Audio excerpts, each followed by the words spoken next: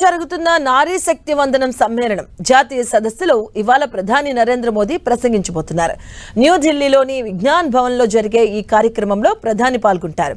చట్టసభల్లో మహిళలకు 33% రిజర్వేషన్లు కల్పించే నారీ శక్తి వందనం అధినియం అమలు ప్రక్రియ, దాని ప్రయోజనాలపై ప్రధాని ఇవాళ దిశానిర్దేశం చేయనున్నారు.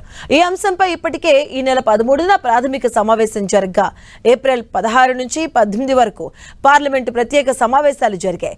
దీని కొనసాగింపుగా ఇవాళ నిర్వహించే ఈ జాతీయ సదస్సులో రిజర్వేషన్ల అమలు దిశగా ప్రభుత్వం తీసుకుంటున్న తదుపరి చర్యలను ప్రధాని వివరించబోతున్నారు.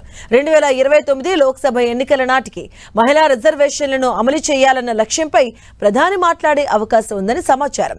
దేశ అభివృద్ధిలో మహిళల పాత్ర, వారి రాజకీయ భాగస్వామ్యం గురించి ప్రధాని మోదీ సందేశం ఇవ్వబోతున్నారు. నియోజకవర్గాల పునర్విభజన ప్రక్రియ మహిళా రిజర్వేషన్లకు ఎలా కీలకం కాబోతుందో చర్చించనున్నారు. ఈ కార్యక్రమానికి దేశవ్యాప్తంగా వివిధ రంగాలకు చెందిన మహిళా ప్రతినిధులు, పారిశ్రామికవేత్తలు, సామాజిక కార్యకర్తలు హాజరు కానున్నారు.